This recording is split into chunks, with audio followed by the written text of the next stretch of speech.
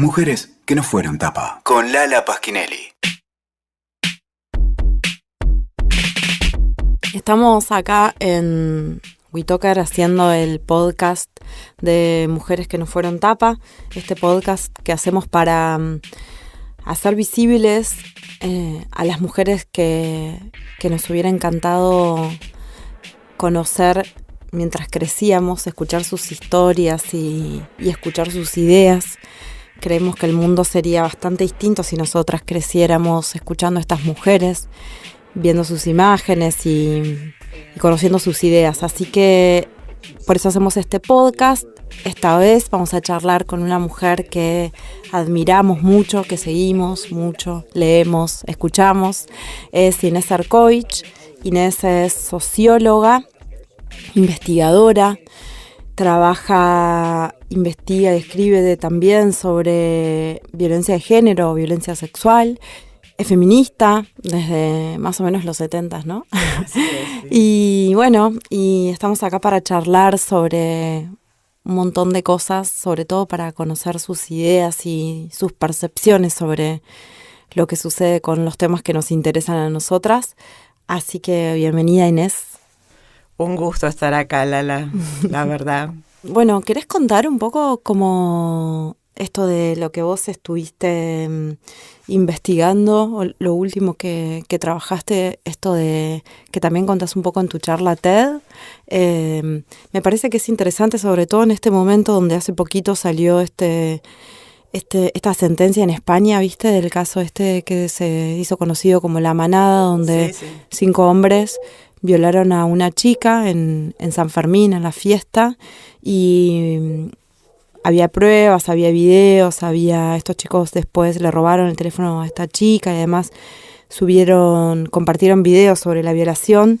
Y hay algo de la sentencia que es lo que fue más escandaloso, es que no condenaron a estas personas por violación, sino por abuso, porque los jueces varones consideraron que no había habido suficiente resistencia por parte de la chica, ¿no?, a la violación. Una chica de 18 años que fue violada por 5 señores y que 2 de ellos eran policías de la Guardia Civil Española y de la policía de ahí, de San Fermín. Y bueno, recibió un repudio internacional esa sentencia, y a mí me hizo acordar mucho lo que vos escribís e investigaste sobre, bueno, lo que dice. Contalo vos. Bueno, yo cuando empecé la investigación, la pregunta que me hice es: ¿por qué las mujeres que son violadas no denuncian? Bueno, resultó que para poder contestar esa pregunta yo tenía que entrevistar mujeres que hubieran sido violadas. En aquel entonces la violación francamente no existía en el imaginario, no existía en el discurso, nadie hablaba de eso. Era una palabra que no circulaba en ningún nivel. ¿Era tabú? Una palabra, no sé si tabú, porque no sé si estaba prohibido hablar de eso. Bueno, sí, claro, sí, tenés razón, totalmente. Sí. ¿Ves? Lo que pasa es que uno necesita ver las cosas blanco sobre negro, negro sobre blanco, para darse cuenta de que existen. Pero no, sí, había una censura bestial sobre eso. Gracias, Lala.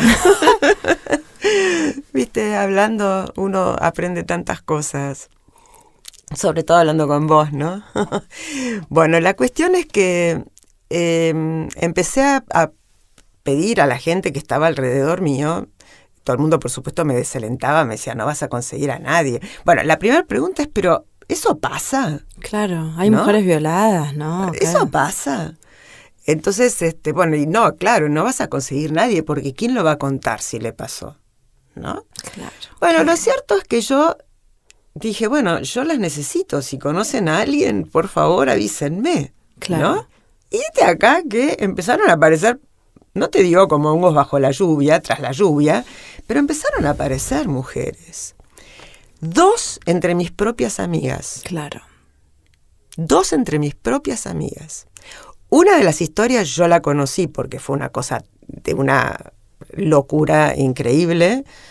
Era una mujer que había tenido familia, que se había separado del marido, estaba viviendo en su departamento, un tercer piso, contrafrente, en Barrio Norte, y le entró un tipo por la ventana. Ay, por Dios. Le amenazó a los hijos y la violó.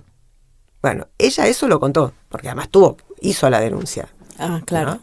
Hizo la denuncia porque el tipo había entrado por la ventana. Sí, loquísimo. Pero apareció otra que yo no tenía ni idea. Y bueno, y así fueron apareciendo. Entonces, a mí me cambió la pregunta. Era, ¿por qué no hablan? Porque a la pregunta de ¿por qué no hablan? La respuesta que surgía inmediatamente en cualquiera con quien yo hablara sobre el tema era, bueno, en mí misma, porque tienen vergüenza, claro, porque tienen miedo a que no les crean. Claro, lo mismo que pasa ahora. Exacto, y tenían razón. Y tenían razón. Por lo menos en la segunda tenían razón seguro. Pero sí, también, es decir, hay un sentimiento de pudor muy hondo, ¿no? Y sí. Muy hondo. Bueno, la cuestión es que, escuchando a las mujeres, que viendo que mi intención era escucharlas, empezaron a hablar, y empezaban a hablar y no paraban, Claro. Me cambió la pregunta. Es ¿por qué no hablan? De por qué no hablan es a por qué no las escuchamos. Claro. Porque no es que no hablan, es que no tienen con quién hablar. No hay una escucha empática o alguien que realmente... O sea, ya hay un prejuicio de entrada de que o no te violaron, o qué hiciste vos, que entonces te violaron. Que van entonces... a sospechar de lo que decís porque es decir, no se escucha, entonces prevalece el prejuicio, Claro. prevalece la no imagen que uno tiene, que se De tenía de los violación. hechos, claro, el desconocimiento absoluto, entonces esa idea, ni siquiera una idea mítica, ¿entendés? Nada, no había representaciones para el hecho. Sí, yo creo que no hay ni siquiera todavía, porque yo pienso que, creo que esto alguna vez lo charlamos, que esto del miedo, ¿no?, a ser violada, es algo con lo que desde que tenemos registro, como esta cosa de tener cuidado, pero vos, ¿no?, cuando sos chiquita te empiezan a decir que tenés que tener cuidado, vos sabés que te va a pasar algo malo, pero nadie te dice qué es lo que te va a pasar o cómo puede ser. Si vos supieras, si nosotras supiéramos, por supuesto que podríamos estar mucho más preparadas, por supuesto que podríamos tomar, no sé, algún tipo de acción para saber defendernos ante un ataque sexual. Pero esto de no enunciar también hace que sea algo gigantesco que no sabemos qué es y también paraliza, me parece, ¿no? Como que también hay una trampa en no decir esto, qué es la violación, cómo puede suceder, de qué ¿no? Bueno, la amenaza de violación, este clima amenazante que como vos muy bien decís, nos lo inculcan desde el primer momento, es lo que se llama el disciplinamiento de las mujeres, ¿no? Porque ese temor hace que vos elijas trabajar muy cerca de tu casa, que quede por una calle donde haya tránsito, que no salgas a determinadas horas, que no vayas a ciertos lugares, ¿no? O sea, te condiciona la existencia. Absolutamente. Y te condiciona sin saber por qué la estás condicionando, ¿no? Es decir, te la condiciona un fantasma que no tiene rostro. Claro. Y bueno, eso sería lo que la función de la violación sobre el conjunto de la población de las mujeres.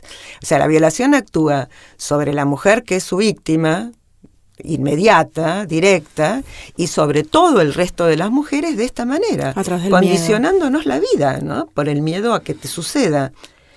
Y es muy cierto lo que vos decís en relación a, bueno, si uno sabe en qué consiste el peligro, aunque más no sea, tiene una alerta, y una alerta inteligente, una alerta frente a determinadas cosas que vos sabés que pueden ocurrir. Por ejemplo, un dato clave.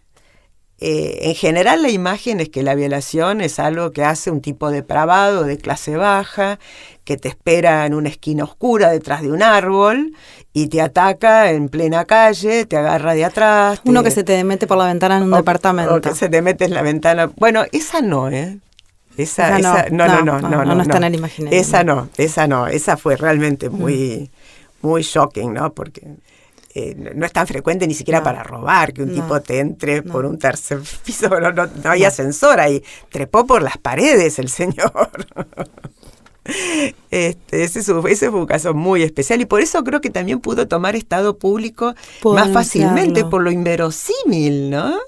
Y porque además ella tenía una muy buena excusa, entre comillas, y que es que le habían amenazado al hijo. Claro. Porque la escena es horrible, pero no voy a entrar en detalles. Bueno. Espera, ¿qué estaba diciendo? Te interrumpí yo, sí, como siempre. Me estabas contando esto de el imaginario. Del disciplinamiento de las conductas de las mujeres y la indefensión frente a las escenas reales, a las que verdaderamente pasan. Las que pasan, no es que las otras no pasen, pasan, pero es un porcentaje ínfimo de las violaciones. Y nosotros lo tenemos como que la violación es eso. Claro. Entonces, de esa manera queda oculta lo que realmente sucede. Es decir, el mecanismo de la violación, que es, en general, yo digo que se parece más a una estafa que a un robo. La imagen de el tipo entrando por la ventana es la imagen de un robo, un ladrón. Sí, total. ¿No? Sí. El tipo que te espera detrás del árbol es un ladrón. El tipo que te agarra por atrás en una calle oscura, es un ladrón. No. La mayor parte de los violadores son señores que te conocen, o sea, que establecen una relación con vos, aunque sea casual, intrascendente, pero algo circula entre él y vos que hace que comience una relación donde, bueno, él...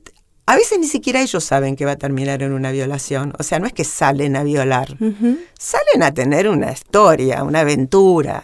A ver qué pasa. A ver qué pasa, ¿viste? Sábado a la noche, viernes a la noche. Bueno, se presenta una minita, ¿no? Como hablan. Como hablan ellos, sí. ¿No? Entonces, empieza algún mínimo chamullo. Y esa situación... donde por supuesto la mujer no tiene por qué estar desconfiando, porque pensar que no la van a puede, violar. Claro, es decir, lo conoces en un boliche o lo conoces en una reunión, es o amigo lo de un conoces amigo, por la calle, claro, o lo conoces por la calle, en la parada del colectivo, ¿por qué no? Claro. Y te habla y te dice una cosa más o menos piola o no, te habla del tiempo, pero vos contestás. Y vos contestás y eso hace que vos sepas que estás activa. Porque contestás. Obvio. Como sí, no obvio, vas a claro. contestar. ¿Por qué no? ¿No? Claro. Uno está vivo Claro. y vive en el mundo y se relaciona con las personas. Contestás con total inocencia. Claro. Contestás como corresponde contestar en cualquier situación. Pero el desenlace posterior le da a ese acto otro sentido. Claro. ¿Por qué le contesté? Te sentís culpable. ¿Por qué le contesté a un tipo que me habló en la calle? Claro, ¿por qué no? Como le contestaste a 1500 otros y ninguno te violó. Exactamente. Es decir, vos nunca vas a sospechar de ese acto tuyo si no hubiera terminado en una violación, claro, porque es un acto absolutamente normal. Entonces, ahí empieza, digamos, una dinámica que por ahí va avanzando, pero que para la mujer tiene un sentido y para el señor tiene otro, claro, un sentido que la mujer desconoce.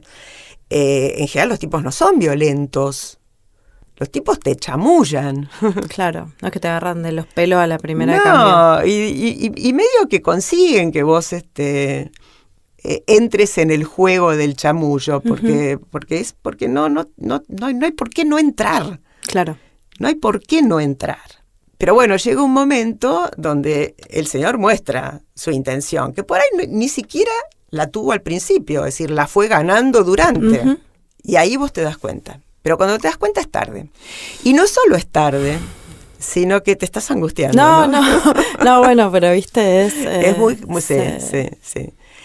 Y no solo es tarde, es muy desconcertante. Y ahí mismo ya empieza, ¿por qué no me di cuenta? ¿Por qué no me fui antes? Ahí tenés el registro que estás atrapada. Exacto, y que vos colaboraste. Que llegaste ahí haciendo cosas. Entonces, el shock emocional en ese momento es muy grande. Claro. ¿No? Y la posibilidad en una cultura que culpabiliza a las mujeres, es decir, te desarma bastante. Sí, vos esas cosas te las estás diciendo porque vos las escuchaste, porque cuando alguien habló de una violación o lo que sea, vos también pensaste, bueno, pero la mina no sé qué, ¿cómo fue que terminó Claro, con ¿por un qué se subió al chabón? auto? Porque, claro, vos te lo estás diciendo a ¿Cómo fue vos que terminó porque... con un chabón? Claro, vos te lo decís a vos porque vos lo escuchaste 8.900 veces, Exacto, de tus tal viejos, cual. de tus amigos, de cosas, y decís, y ahora la boluda soy yo. Claro, además, como la imagen es una imagen instantánea y de violencia de un No te depravado imaginas en la que es calle, así. esa situación no coincide. Claro, Esa situación es otra cosa, vos no tenés forma de interpretarla. claro, Es decir, ¿por qué vas a interpretar eso como una violación? Eso no es una violación en el imaginario colectivo. claro, Entonces, es decir, ¿cómo vas a hacer vos para anticiparte? claro. ¿No? Es decir, es como una falta de herramientas, porque no sabemos cuál es lo que realmente pasa, ¿no? Entonces las interpretaciones no pueden ir por ese lado. ¿Qué es lo que hace que una mujer identifique esa situación como una posible violación o violación? Alguna muestra de violencia muy fuerte, ¿no? Que generalmente coincide o con un encierro. Claro. Un encierro que puede ser, en realidad, ningún encierro. Un descampado donde Sí. por más que grites nadie te escucha. Claro. ¿No? Sí, no es necesario que estés El encerrada. interior de un auto con las Puertas trabadas. Con las puertas trabadas. En fin, una situación de encierro.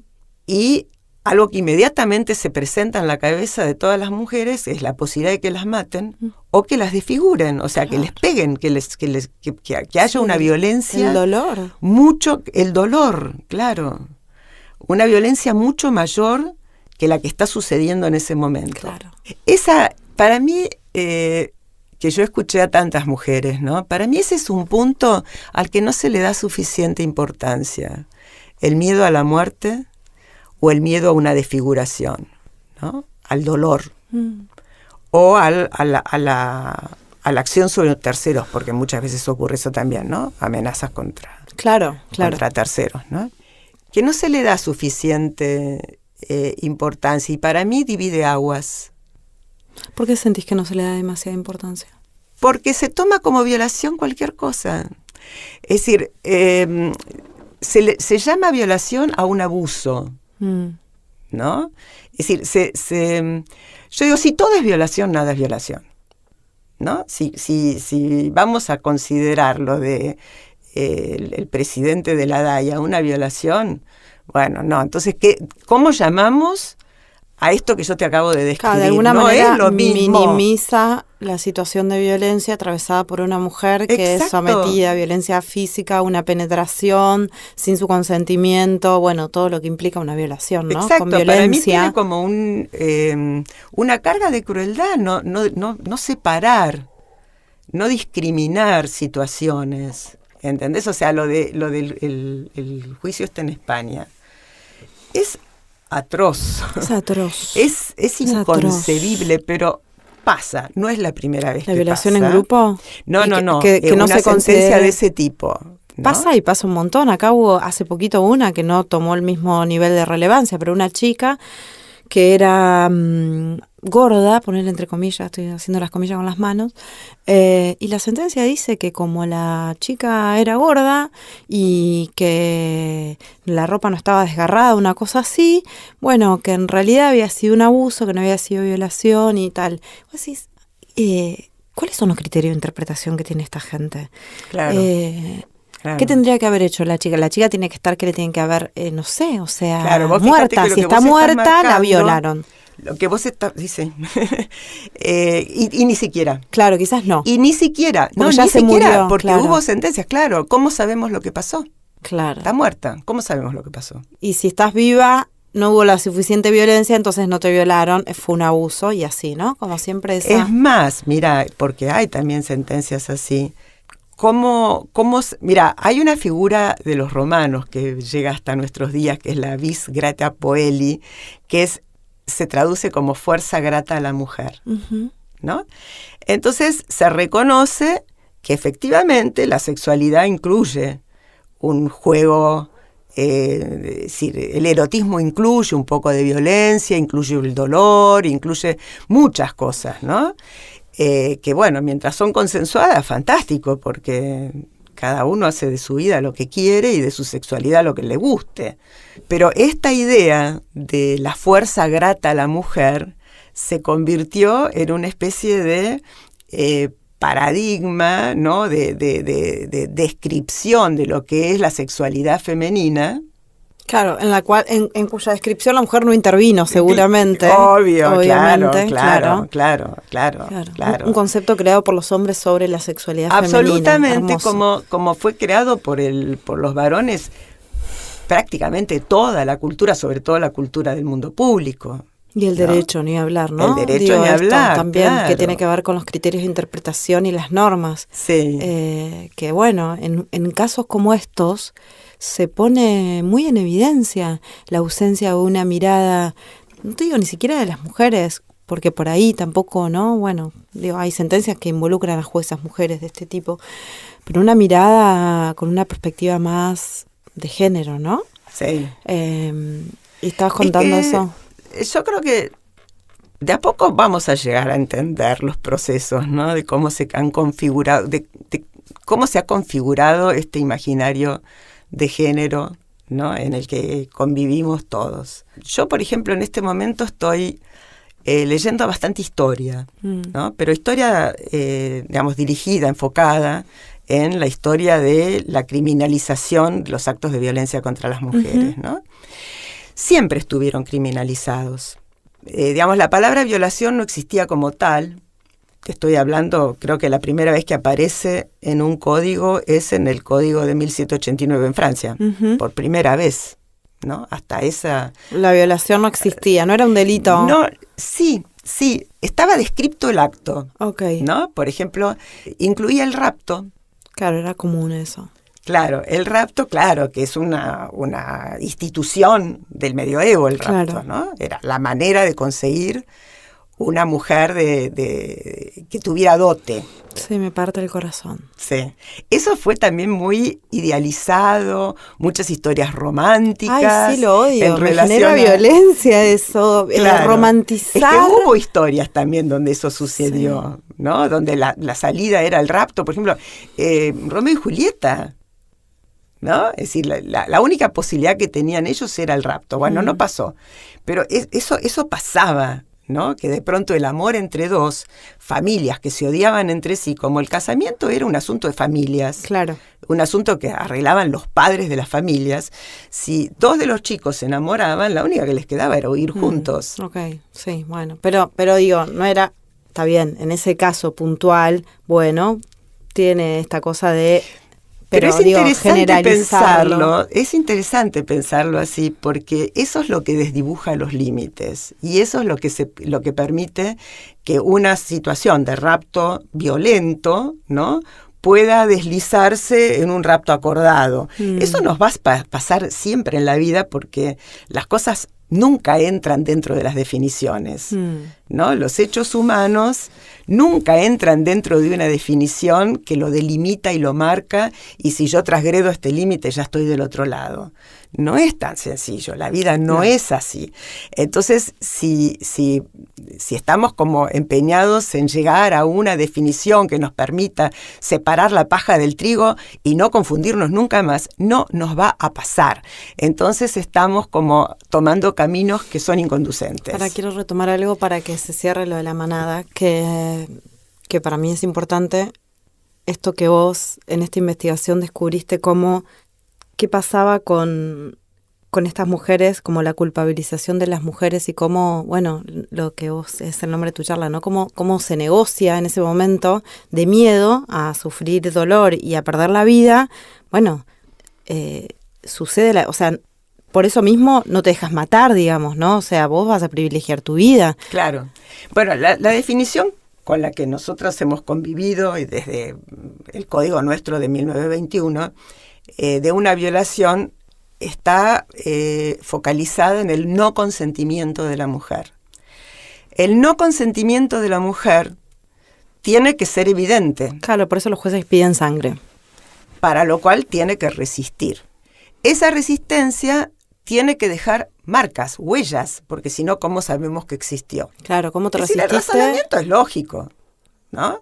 No, pero parte de una premisa que no está bien. Claro. Claro, que es que Claro. vos te tenés que la violación implica que vos te tengas que resistir. Exactamente. La violación implica Pero que se trascienda el no. Es que vos tengas que resistir y de determinada manera. Claro, con violencia. Que tu resistencia sea física, Claro. que tu resistencia sea una pelea, que esté comprometido tu cuerpo en la resistencia. Una pelea que vos ya sabés que vas a perder además, o sea. Claro, totalmente, obvio que sabes que la vas a perder. Ninguna mujer se le ocurre que le va a ganar en una pelea de física a un hombre que Sí, la que eso va a ganar también es ella. algo que nos No. y eso también es algo que digamos que tenemos construido. Sí, construido, sí, somos eso, somos el sexo débil. Claro. Y es verdad, es decir, nuestro físico es más Sí.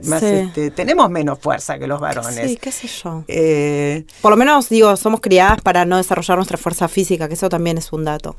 Vos sabés que hay una cosa muy, en el sentido que vos estás diciendo, hay una cosa muy llamativa y que es que en general las mujeres, las nenas, hasta los 12, 13 años son muchísimo más diestras físicamente que los varones. El parate empieza a esa edad, cuando se entra en la adolescencia, Claro. cuando hay que empezar a ser señorita. Claro. Cuida de ¿No? que no Sobre la seas nena. bruta, no seas machona, no seas bruta. Claro, A mí me decían así claro. como, no seas bruta, las nenas no son brutas. Yo Claro, siempre fui un claro. poco bruta, sigo siendo. Sí. No seas bruta, ¿no? Ser bruto es como esto de tener fuerza, de empujar, de eso, ¿viste? Yo me acuerdo cuando estuve en Vietnam, y esto vos lo debes haber visto ahí también, las mujeres albañilas trabajando, esas mujeres flacas además, viste, Sí, delgadas, sí, como son chiquititas, todos los como son ahí, y las mujeres cargando más peso que los hombres, o sea, las piedras, y desde que son niñas trabajan con el cuerpo. Bueno, yo que trabajé, digamos, en la panadería de mis viejos, mucho con el cuerpo, digamos, haciendo fuerza y todo eso, y la ves a las mujeres ahí trabajando a la par de los hombres, haciendo la misma fuerza, con una resistencia física increíble. Y a mí me trajo esto de pensar, bueno, las mujeres acá en el campo, ¿no? Cómo trabajan. Un ejemplo maravilloso de eso también fue en la Primera Guerra Mundial, cuando las mujeres tuvieron que ponerse a sostener la economía que permitía que la población viva y que además permitía que la guerra continuara. Hay una película en Netflix que la recomiendo, la recomiendo muchísimo porque a mí me asombró y me enseñó un montón de cosas, que se llama Women at War, Mujeres en la Guerra. Y eso son documentales, no es una ficción, son documentales. Y ahí se ve el trabajo de las mujeres en la Rusia de la Primera Guerra Mundial, y es increíble, porque nada se detuvo. Claro. Ninguna de las tareas propias de los varones dejó de hacerse porque las hicieran las mujeres, ¿no? O que las mujeres, no pueden ir a una fábrica a levantar. Es más, no solo se cayó eso de que las mujeres no pueden, sino que estaban obligadas. Claro. Y eran consideradas desertoras si no trabajaban, porque la guerra dependía del trabajo de las mujeres. Pero eso no se habla, ¿viste? Como se habla de los Total. varones que van al frente, la Exacto. valentía, la heroicidad, y las mujeres ahí laburando, nada, Es silencio. muy interesante la película porque casi no tiene imágenes de varones. Y hay una imagen que a mí me choqueó tremendamente, que es la de un soldado, además con los equipos de la Primera Guerra Mundial, que eran cargando a un compañero sobre los hombros, ¿no? Y esa imagen te conecta con un dolor tan tremendo, ¿no? Entonces, es decir, ves la miseria en la que están hundidos esos varones y ves la miseria en la que están hundidas las mujeres en esa situación, pero en todo caso, porque esta imagen de la miseria del varón, como vos recién decís, tampoco es muy vista. No, claro. ¿No? Del dolor verdadero, del espanto verdadero, cotidiano, minuto a minuto, que es te una muestran guerra. que como si matar a otro fuera lo nada. más normal del mundo. Claro. Digo, tenemos que naturalizar el asesinato, ¿no? Claro, vos fíjate que junto al mundo de representaciones que nos define, de la forma en que nos define, sexo débil, hay un mundo de representaciones De los varones. que que define a los varones que tampoco tienen nada que ver con la experiencia real que tienen, No. con la experiencia cotidiana, ¿no? Sí. Volvamos a esto que así lo cerramos. Sí. Bueno, volvamos a la resistencia sí, y el eso, la consentimiento. resistencia y el consentimiento. Entonces, bueno, esta historia de que la mujer tiene que resistir y tiene que haber huellas en su cuerpo para poder probarlo, que como ya dijimos recién, muchas veces tampoco alcanza que las haya, hace que lo que efectivamente hacen las mujeres en ese momento, y que es lo único razonable para hacer, no sea considerado resistencia. Claro. Entonces, si no hubo resistencia, No hay violación. no hay prueba de que no hubo consentimiento. Claro. Y si no hay prueba de que no hubo consentimiento, no es violación. Claro. Vos salvás tu vida, pero no te violaron. Claro. El precio de salvar tu vida es que no haya pasado nada. ¿Y eso es algo que también las mujeres lo registran para sí mismas? No. O sea, ¿ellas igual creen que hay una violación o no? No. No, claro. No, porque a veces ellas sí, también, a o sea, veces nosotros sí, también no. pensamos que porque no nos resistimos no nos violaron. La escena no es lo que imaginábamos. Claro. La escena ya destruyó la posibilidad de pensar que eso es una violación. Cuando llega la situación de amenaza de muerte o de encierro y sin salida y miedo al dolor, ahí te paralizás, entre comillas, porque esa es la palabra que Te se empieza usa a pasar para eso. toda la ¿no? película dentro de la cabeza. Claro, entonces como vos te paralizás, no resistís, entonces de nuevo, bueno, pero yo no hice nada para que esto no pase. ¿no? Tremendo. Ya venís con la culpa de cómo llegué hasta acá. Claro. Después es, bueno, pero ¿y yo qué hice para defenderme? ¿no? Entonces, es verdad, muchas mujeres dudan, no saben. Si fue una violación o no. No saben, ¿no? Es decir, a mí me ha pasado mucho. Bueno, primero te cuento lo que me pasaba con las mujeres que yo había entrevistado, ¿no? Yo grabé las entrevistas eran muy largas, yo intervenía lo menos posible, las desgrabé todas, con pelos y señales, y se las volví a dar. Entonces les dije que bueno, que si tenían ganas de leerla, que la leyeran, y si tenían ganas de conversar conmigo después de haberlo leído, que me llamaran, que yo estaba dispuesta a hacerlo. No me llamaron todas, me llamaron algunas. Y ahí fue un flash, la verdad que fue un flash y fue una alegría enorme, porque estas mujeres venían asombradas de leerse. Es decir, ellas no sabían, porque cuando hablaban, cuando vos hablas de algo que te pasó, usas la primera persona. Claro. Entonces decís, yo me di vuelta, yo lo miré, yo le dije tal cosa, entonces actuaste. No estuviste paralizada. Claro. Eso es lo primero que aparece. No, yo hice cosas. Por ahí no hice las que espera el juez. Los jueces que yo haga, pero yo hice cosas, ¿no? Yo traté de convencerlo, yo traté de desviarle la atención, yo traté de morigerar su violencia. Yo entré en un juego, porque hay historias que son escalofriantes, de entrar en el guión del violador, ¿no? Para tratar de... claro, para poder manejar la situación desde ahí. Porque oponerte, ya sabes que perdés. no sabes en qué termina. Entonces, una estrategia que, por supuesto, mientras las mujeres las están viviendo, no se dan cuenta. ¿No? Después de leerse, es decir, las mujeres se asombraban, ¿no? Pero qué piola que estuve. Claro, se podían ¿no? apropiar de eso como algo, bueno, no es que no hice nada, hice. Claro, o sea, yo llamo imagen en bloque a esa representación que uno tiene que es plana, que es oscura, no hay movimientos, no hay sonidos, no hay olores, no hay transpiración, no hay miedo, no hay nada. La ¿no? foto. La foto. Y una foto que dice muy poco. Bueno, en ese momento esa imagen en bloque se rompe. Porque eso empieza a tener tiempo. Eso empieza a tener proceso. En la historia que la mujer cuenta, hay un proceso. Y en ese proceso aparece que estuvieron lúcidas, que no se animaron a esto, que no se animaron al otro, pero que pudieron hacer esto. Entonces empieza como una reconsideración de lo que pasó. Y ahí sí pueden decir, no, esto fue una violación. Si no, se quedan con la duda. Pero esto que me pasó a mí, ¿fue o no fue una violación? Lo que es muy interesante, Porque yo, digamos, después de la charla, después del libro, después de, bueno, muchas de las charlas que voy dando en distintos lugares, recibo este tipo de comentarios de las mujeres, ¿no? Uy, yo te quiero agradecer mucho porque yo me sentí muy identificada con lo que vos decías y me doy cuenta que sí, que efectivamente fue una violación y que ponerle ese nombre ayuda un montón. ¿Qué te parece? ¿No? Alivia un montón. Pero no saben, por ahí pasaron 15 años del hecho, 20 años del hecho. Y nunca, que esa también es otra de las razones por las cuales no pueden hablar.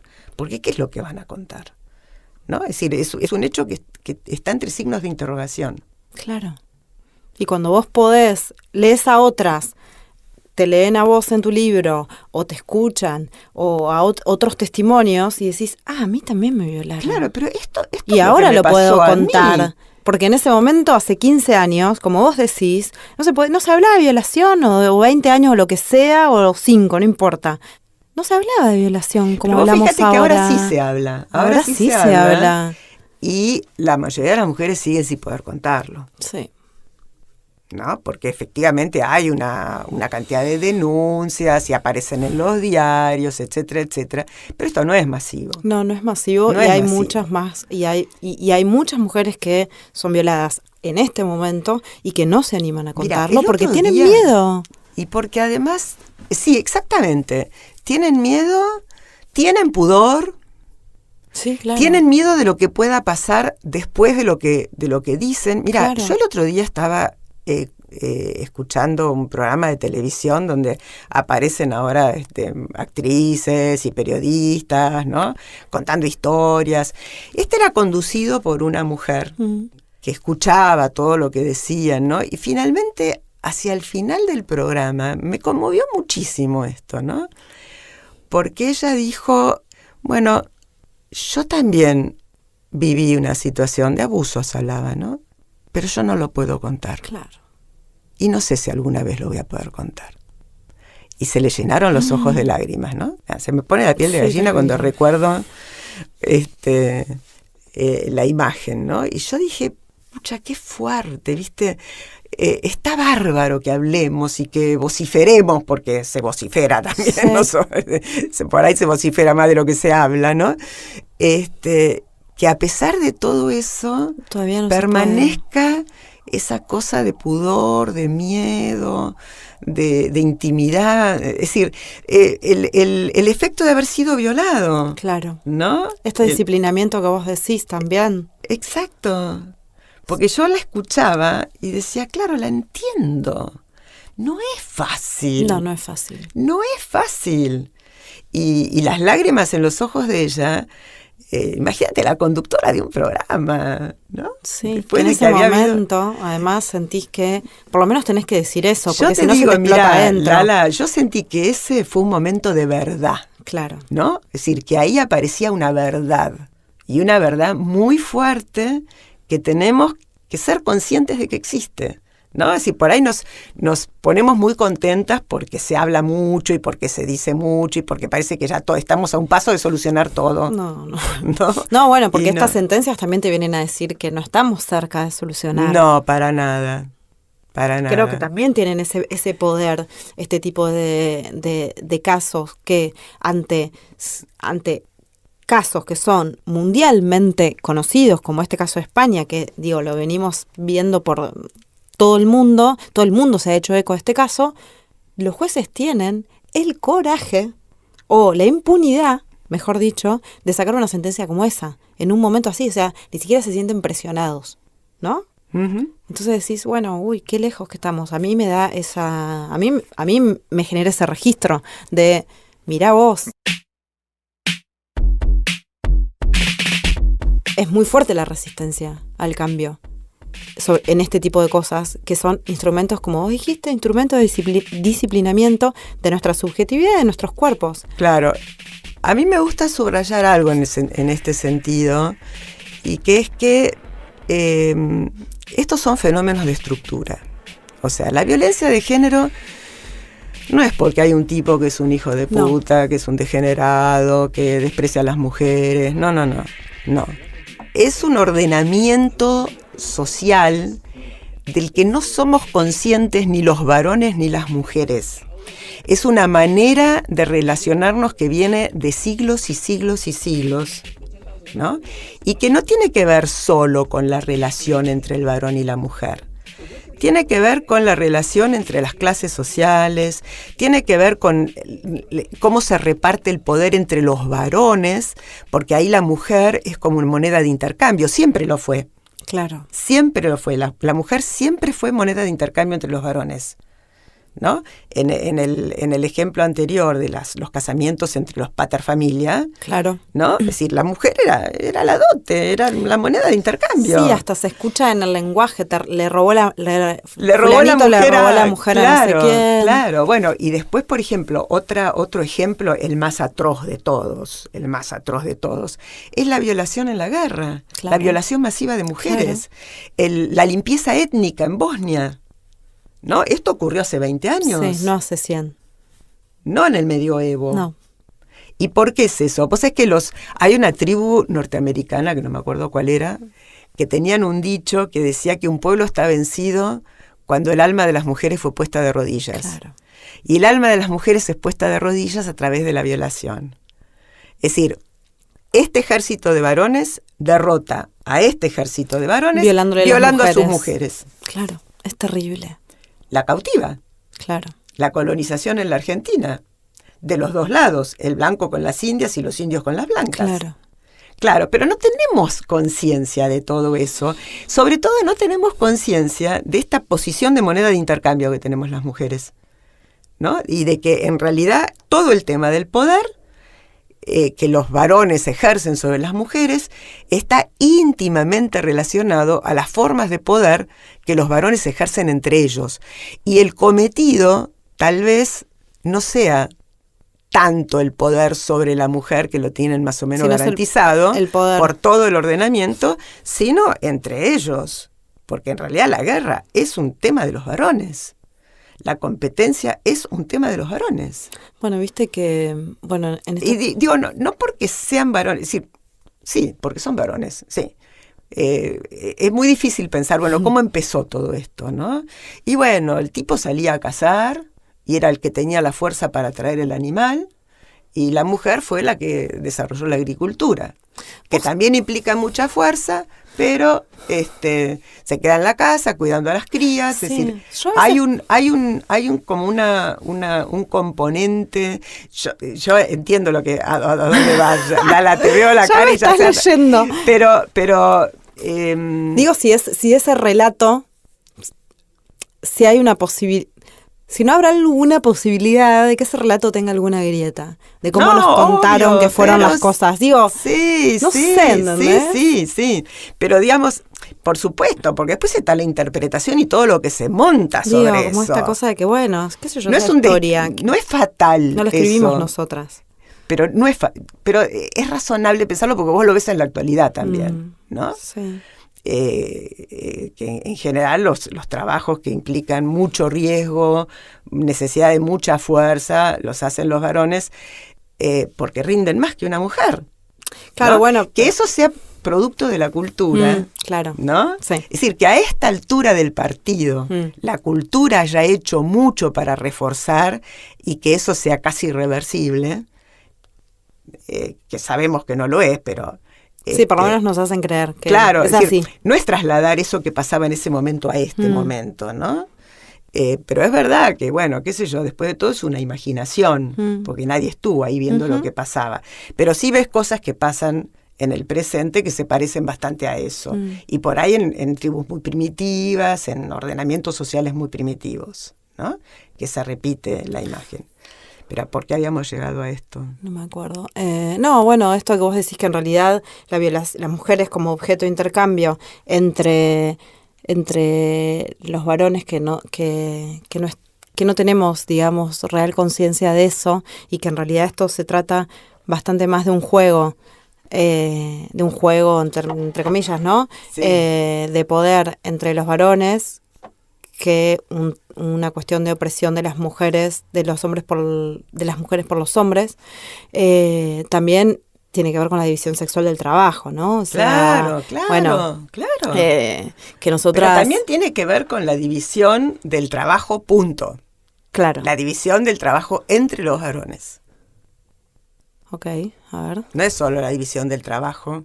Que los No, trabajos... pero yo me refería a esto de que las mujeres sean las que trabajan gratis para recuperar la fuerza de trabajo de los Ajá. hombres que son a los quienes les pagan, cuando en realidad, digamos, o sea, sin que las mujeres recuperemos, ahora las mujeres también estamos en el mercado laboral, pero además también tenemos que recuperar la fuerza de trabajo de los varones y criar a los Ajá. futuros trabajadores gratis, todo eso gratis, y que el trabajo que se paga sea el de los varones, ¿no? Y eso reproduce esa desigualdad. Claro. Digo, y construye desigualdad. Totalmente. Sí, sí. ¿Y qué pensás vos de este momento y que estamos viviendo, ¿no? Como de, bueno, vos que sos feminista desde hace tantos años y quizás esta efervescencia de alguna manera también ya la viviste, ¿o no? No. Ok, qué interesante. No, así que estoy muy feliz de estar viva y presenciando lo que está ocurriendo en este momento, que al mismo tiempo que me produce, bueno, eso, alegría, porque es más que nada un sentimiento. También, digamos, lo pongo entre signos de interrogación, porque creo que los procesos son muy largos y que a veces el entusiasmo hace pensar mal también, ¿no? Hace que tomemos caminos que no son lo mejor. Yo creo que lo que más rescato de lo que está pasando es, bueno, lo que se ha dado en llamar sororidad, ¿no? El encuentro de las mujeres. Nuestro encuentro. Eso es algo que a mí me emociona hasta las lágrimas, ¿no? Porque realmente yo no lo vivía eso. Es algo totalmente ¿En nuevo. serio? Sí. Ah, mira. Sí, cuando yo era adolescente o era joven, bueno, todavía se dice esto, Bueno, ¿no? pero Hay dos mujeres en la calle solitas. Bueno, era esa la sensación. Si vos estabas con otra mujer, estabas sola. Sí. ¿No? La única posibilidad de no estar sola era estar con un varón. Entonces, la relación entre las mujeres era una cosa, qué sé yo, como un premio consuelo. Oh. Claro. No conseguiste el macho que te llame. Claro, que sí, tal cual. Sí, claro. sí, que haga sonar ese aparatito negro que había Claro. que levantar con la mano y discar, ¿viste? Claro, el premio No te consuelo sonó- una amiga. Claro, una amiga, pero además tampoco era salir a la calle. Tampoco era irte a comer con una amiga. Claro. No había mesas de mujeres en los restaurantes. ¿Cómo era ser ni en las feminista confiterías. en ese momento? Y en ese momento éramos un grupúsculo, ¿no? Era... yo te cuento cómo empecé, digamos, cómo fue que... ¿Qué te hiciste feminista? Sí, cómo accedí a la existencia del feminismo, ¿no? Yo tenía un amigo, un compañero de terapia de grupo, que se había puesto de novio con una mujer norteamericana que había venido a hacer acá su tesis de doctorado, ella era historiadora, es historiadora, sobre Eva Perón. Entonces vivió un tiempo acá en la Argentina y se pusieron de novios ellos dos. Yo la conocí a través de mi amigo. Y yo desde los 10, en ese momento yo tendría 21 años, ponele, o 22 por ahí, ¿no? Que ya eras una mujer a esa edad. Claro. En aquel entonces me casé a los 22, mi primer hijo nació a los 24. Claro. Yo había empezado a analizarme a los 16 años a escondidas de mis padres. O sea, una neurótica. Yo nací con el gen de la neurosis, ¿entendés? A los 16 años iba... Pero llegué a curiosa también, porque, ¿no? Sí, la experiencia fue tan horrible que... Ah, mira. Sí, porque caí en manos de un señor que tenía que pagar la APA. Entonces, Claro. me daba cada vez más sesiones y La cada APA vez es más la sesiones. Asociación y terapia de Psicoanalítica grupo Argentina. y terapia de... Sí, Asociación Psicoanalítica Argentina. Terapia de grupo y terapia individual. Y Claro, qué te sé yo. capturó. me capturó totalmente, al punto tal que el día que decidí se terminó, le pasé el sobre con la plata que le debía No le debajo de la podías puerta y no ni aparecí decir, nunca más, porque claro. si yo iba y le decía, quiero dejar, el tipo me interpretaba y me hacía quedar. Oh. ¿no? Eso era muy común en Sí. aquel entonces. Lo cierto es que yo todo el tiempo estaba buceando adentro mío qué fallaba. ¿Viste? Me siento muy identificada. ¿Por qué me siento así? ¿Por qué no puedo esto? ¿Y por qué no puedo lo otro? ¿Y por qué no tengo éxito? ¿Y por qué a mí no me llaman? Y ¿Por qué me interesan estas cosas que no le interesan a las mujeres? A las mujeres, entre comillas, ¿no? También esas cosas. No te entendí, perdón. ¿Por qué me interesan estas cosas que supuestamente a las mujeres no les No, interesa? no, claro, esa es tu historia. ¿Sí? No, conmigo nada. No, yo era una nena, una señorita, una adolescente que me interesaban las cosas de mujeres. Perfecto. No, en ese sentido no tenías esa pregunta. No tenía esa pregunta, no. Pero tenía, decir, las preguntas propias de la neurosis, ¿viste? Claro. No podía sentirme bien conmigo, ¿no? Bueno, la cuestión es que la conozco a Nancy, que era una mujer absolutamente despampanante, pero bellísima, bellísima, te diría al nivel, sin exagerar, de Elizabeth Taylor, porque además bastante el mismo estilo. El pelo oscuro, ondulado, unos ojos azules impresionantes, un físico que rajaba la tierra. Yo salía a la calle con ella y era... pero bocinazos, chiflidos, No, ¿en serio? ¿viste? Sí, porque era preciosa, preciosa, preciosa, preciosa. El acoso callejero Nancy, a pleno. El acoso callejero a pleno en esa época, naturalizado totalmente. Festival. Claro, festival del acoso callejero. Festival. Y ella te trajo esto. Claro, ella me empezó a contar, yo le contaba mis penas, porque ella me hablaba de su relación con Carlos, yo le hablaba de la relación mía con Adrián, y nos quejábamos las dos de los tipos y de esto y de aquello, y que no nos comprenden, y todas las cosas que hablamos las mujeres cuando nos hacemos amigas, ¿no? Pero ella me cuenta que en Estados Unidos habían empezado en ese momento los grupos de concientización. Claro, Era una novedad total. Claro. Una novedad total, los grupos de concientización. Y que el primero que había empezado en California, que es donde ella vivía y sigue viviendo, en una universidad, ¿no? Porque el feminismo era universitario, donde de pronto viene la chica más popular de la universidad, a la que todo el mundo odiaba, claro. Las mujeres odiaban y creían que era una estúpida, una apagada de sí misma, una insoportable, ¿no? Porque tenía todos los chicos muertos por ella, se sacaba las mejores notas, tenía la mejor pilcha, todo eso, ¿no? Era odiada, figura odiada por el resto de las mujeres. Bueno, pero ella se integra al grupo. Ajá. Y de pronto se pone a hablar. Y de pronto se pone a decir las mismas cosas que decían todas las otras mujeres, ¿no? Y eso causó una conmoción enorme. Porque entonces la cuestión no era objetiva, era subjetiva. Claro. Era todas nos estamos sintiendo igual. El problema no es individual. Claro, no somos nosotras. Esto no se arregla con psicoanálisis. Claro. No somos Esto nosotras. no se arregla en el diván. Esto se arregla con lucha social. Y así comenzó la segunda ola del feminismo, ¿no? En ese momento de la que yo tuve la felicidad de participar, pero éramos, ¿qué te puedo decir? 25, 30 gatas locas. Claro.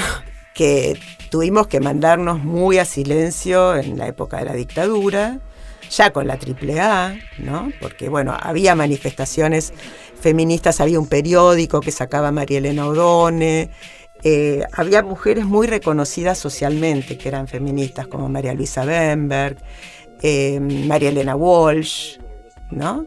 Por supuesto que todavía no se sabía de ellas que eran lesbianas, ¿no? Claro, si no hubiera sido un escándalo. Claro, pero éramos un grupo súper reducido, pero que produjimos materiales y creamos, ya siendo un poco más en los 80 y pico, después de la dictadura, creamos Lugar de Mujer. Fundamos Lugar de Mujer, que fue el primer sitio de mujeres para mujeres, donde se hacían actividades y qué sé yo.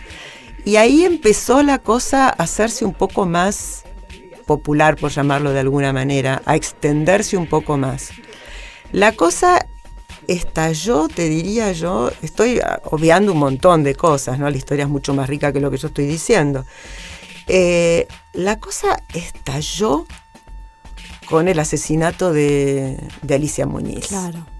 Que ya, en lugar de mujer, ya veníamos trabajando el tema de violencia doméstica, que era un tema que estaba circulando en el mundo entero mucho. Había congresos y producto del trabajo de las feministas europeas y norteamericanas, ¿no?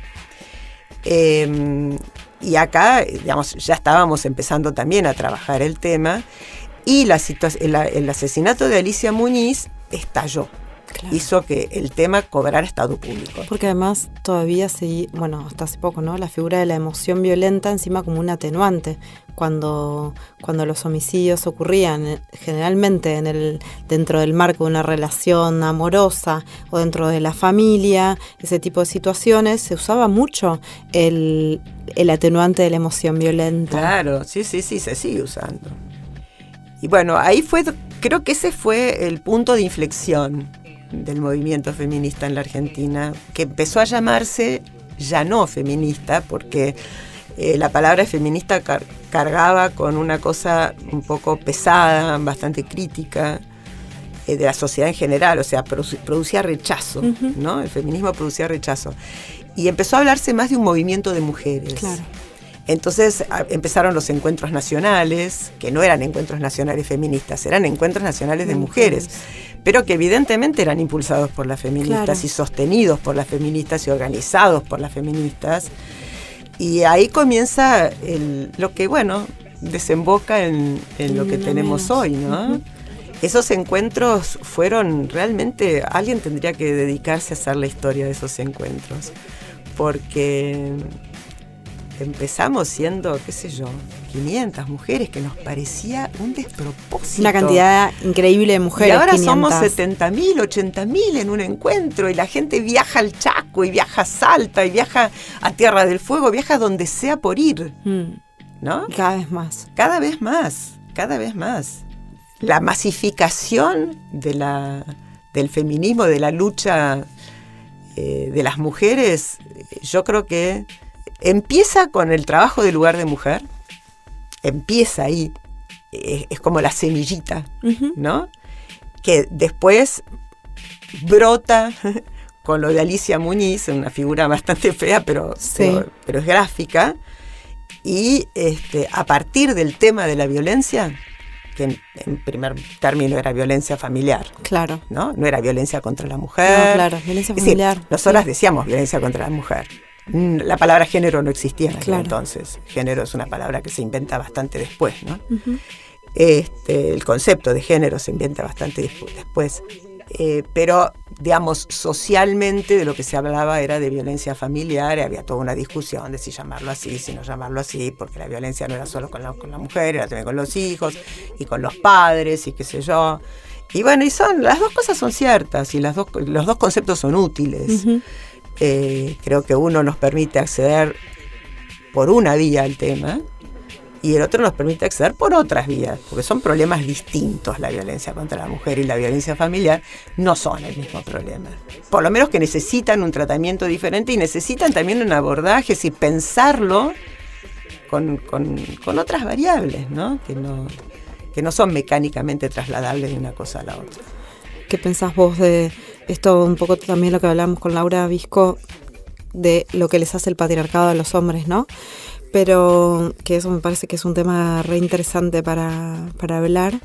¿Y qué, vos que siempre pensás como por fuera de las cosas, qué estás pensando en este momento en torno a esta conversación conversación que ojalá sea un hecho, ¿no? La legalización del aborto.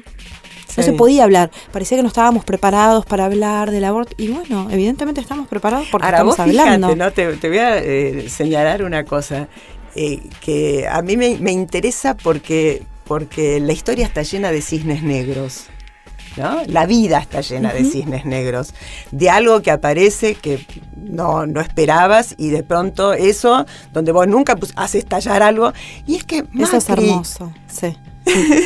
Él es el que permite todo esto, es increíble, ¿no? Pero es interesante pensarlo, porque yo creo que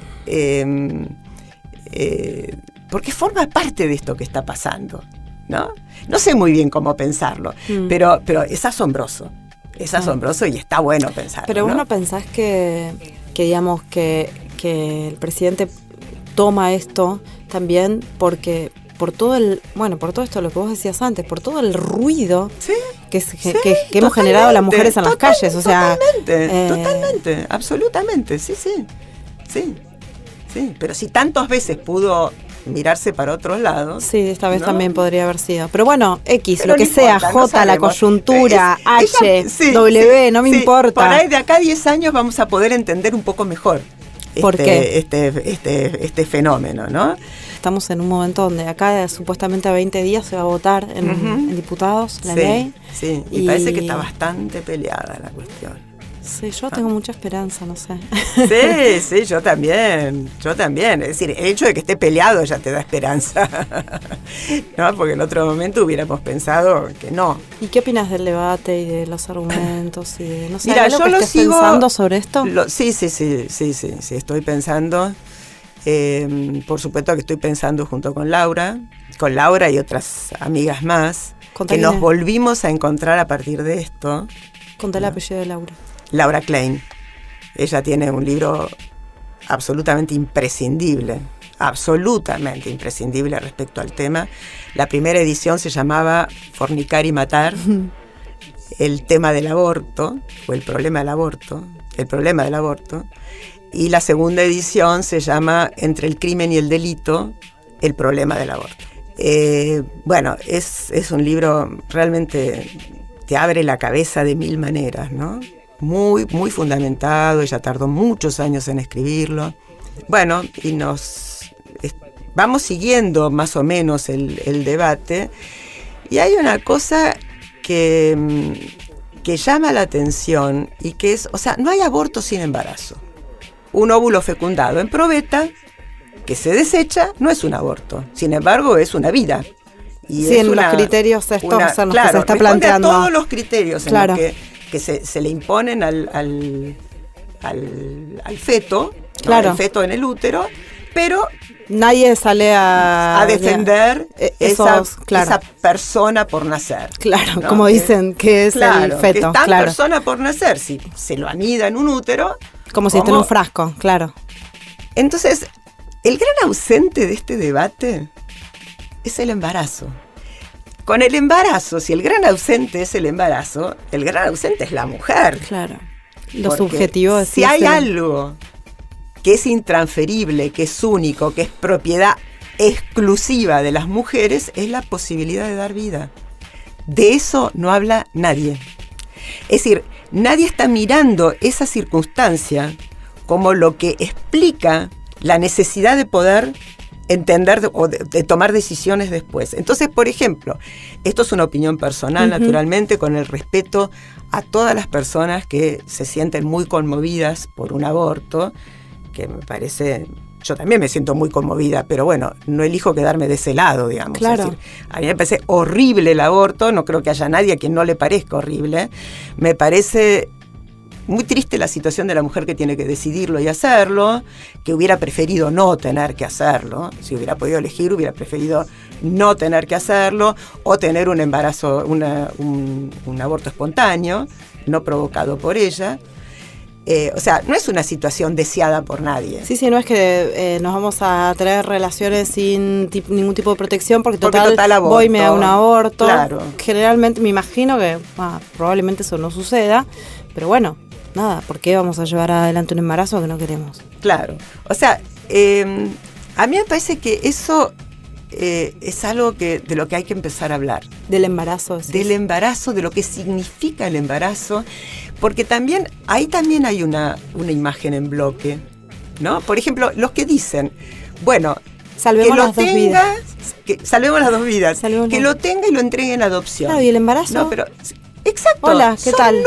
9 meses. No, 9 meses donde pones en riesgo tu vida, un embarazo pone en riesgo la vida de la mujer, la salud física y psicológica y mental. O sea, no es una pavada un embarazo, no es una boludez, no es ni siquiera, que lo tenga. Ni siquiera si deseas a ese hijo es por una eso, pavada. Exactamente. Es un proceso difícil, un proceso que tiene blancos y negros. que tiene pros y contras, que a veces produce una alegría inmensa y otras veces produce un miedo tremendo. Entonces, o sea, cualquier mujer que estuvo embarazada sabe que de los miedos que tiene, sabe de las angustias que vive, sabe de las limitaciones físicas, sabe de los dolores. Todo eso está ausente, ¿no? Es como si fuera, como si las mujeres fuéramos un envase. Claro, bueno, es lo que se dice, ¿no? Como nos quieren tratar como úteros caminando, Claro. sacando de la conversación toda la subjetividad que implica gestar otro ser humano. Obligar a alguien a llevar 9 meses a cabo un embarazo, obligar a una persona a hacer eso, o sea, es un acto de tortura. ¿Cómo no va a ser considerado un acto de tortura? Manera, Yo también sí, lo entiendo. yo lo entiendo de esa manera y además me parece una tortura muy cruel pedirle a esa mujer que después se desprenda de eso que estuvo 9 meses adentro de ella y con quien tuvo idas y vueltas afectivas también, porque hay una relación intensísima y... Pero creo que tiene que ver mucho con esto de la mercantilización de la vida, ¿no? O sea, los seres humanos cosificados podemos ser vistos así en bloque, como vos decís. Si el ser humano, como es cosificado, ¿no? Como esto lo que vos decías de la película, que a vos te muestren el tipo que va a la guerra bajando soldados del otro lado, como si fuera la cosa más natural del mundo, matar a otro ser humano, como si a vos eso no te va a dejar huella, no te va a generar ningún tipo de sufrimiento, no te va a transformar. Nos venden eso, ¿no? También nos venden la cosificación de los seres humanos y también nos venden esto, que, bueno, nada, como si fuera una cuestión... Un trámite. Como si no hubiera Después dolor. De 9 meses vas a buscar el certificado. Me parece que tiene que ver con esta, no sé, esta forma en la que estamos viviendo y esta construcción de que todo se compra, todo se vende, acá me sale la abogada, no a mí, pero hay algo que yo vengo pensando que tiene que ver con esto de las cosas que están dentro y las cosas que están fuera del comercio, ¿no? Bueno, en el código se habla de que las cosas son las que están dentro del comercio. Las cosas. Los seres humanos no somos cosas, por lo tanto... y eso tiene que ver con que se haya terminado la esclavitud y un montón de cosas, ¿no? Como la definición de la persona humana, cuando se define la persona humana y todos somos personas, claro, por eso la trata es un delito, por eso los órganos no se pueden vender, por eso un montón de cosas. Y hay otra discusión que tiene que ver mismo con el trabajo sexual, mismo con el alquiler de vientres, que tiene que ver con esto también.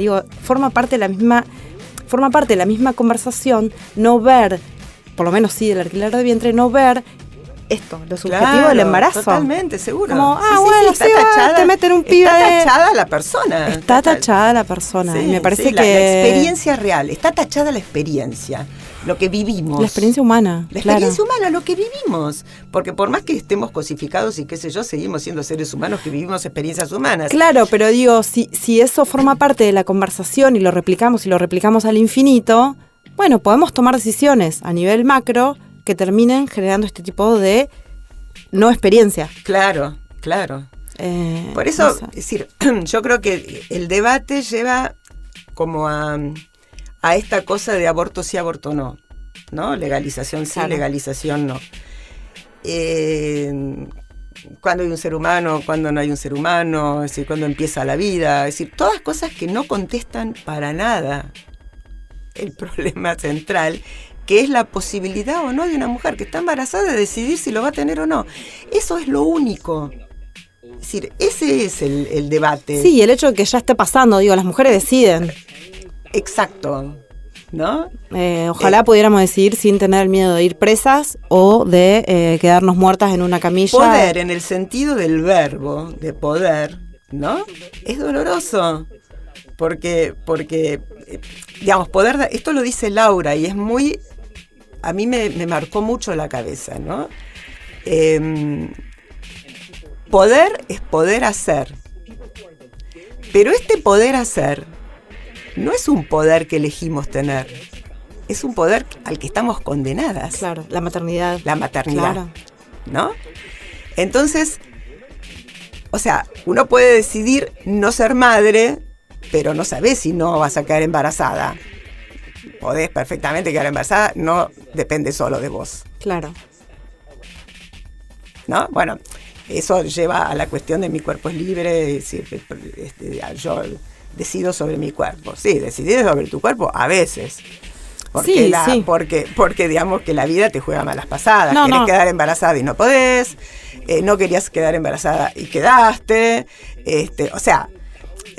Sí, bueno, sí, también el condicionamiento del deseo que... el condicionamiento del deseo. Por parte de la cultura, ¿no? Y, o sea, Claro. pensar el cuerpo sin contexto y no pensarlo como parte de algo que es colectivo. Bueno, a mí me parece que el debate está bastante estancado Polarizado en esas ahí. cosas que no son sustanciales, que no tienen que ver con la experiencia, que son como discusiones de la superestructura, por llamarlo de alguna manera. Por eso está ¿no? bueno también escuchar a veces las historias, ¿no? Yo, Claro. bueno, el otro día cuando fue Florencia de la Bey contó que la mamá se murió Sí. a causa de un aborto, Claro. o la que se le muere la hija, Es que o la ahí que... no hay argumentación. Ya está, y es ¿Entendés? que es eso, en definitiva. Exacto, ahí está la vida, no los argumentos. El debate está bastante como encerrado dentro de una cantidad de argumentos, algunos validados por la ciencia, ¿no? El nuevo Dios de la Sí, el nuevo humanidad, Dios ¿no? de Es decir, de es la estos Biblia, tiempos. ahí vamos a encontrar la respuesta, Claro. ¿no? Y la respuesta es ética. La respuesta es individual y ética. ¿Lo hago o no lo hago? Sí, en términos del Estado es un tema de salud pública, no es un tema ni siquiera ético. ¿No? Claro, sí. Bueno. Y la verdad que estemos o no a favor del aborto, los abortos existen, no van a dejar de existir. Y bueno, tenemos que ver qué hacemos con eso para que genere la menor cantidad de sufrimiento posible. A las mujeres que están vivas. A las que están vivas, claro. Exactamente. Claro, además el código ya lo dice todo esto. Claro, Es el genial, código el privilegia código la lo vida. dice. Pero sí, por eso a veces se vuelve atrás en el debate, ¿viste? Yo digo, pero a ver, ¿cómo? Desde Salvemos las 1921 dos está vidas, ¿no? zanjado Claro, eso. el código ya dijo, 1921, la vida de la madre. Claro. La vida de la mujer gestante. Hace 90 años que ya está contestado eso. Sí, bueno, por eso estaría bueno, está bueno también recordarlo y volver a estas cosas. Bueno, un placer. Bueno, en todo eso estamos ahora con nuestras cabezas en ebullición. Es un momento hermoso. Bueno, Inés, gracias por charlar. Siempre la conversación es un placer gigante con vos. Probablemente volvamos a charlar acá, porque quedaron muchos temas afuera que me gustaría que vos cuentes de las cosas que pensás, que siempre abren como ventanas y caminitos y puertas y permiten como avanzar en las posibilidades, ¿no? Y siempre volver a esto de, bueno, lo humano, lo que existe, la vida, la experiencia. Así que bueno, muchas gracias. No, al contrario, gracias a vos, que sabés que disfruto muchísimo de conversar con vos y también me haces pensar un montón de cosas, hilvanar, y es un placer enorme. Bueno, muchas gracias y bueno, seguimos. Escuchaste Mujeres que no fueron tapa con Lala Pasquinelli. WeToker. Sumamos las partes.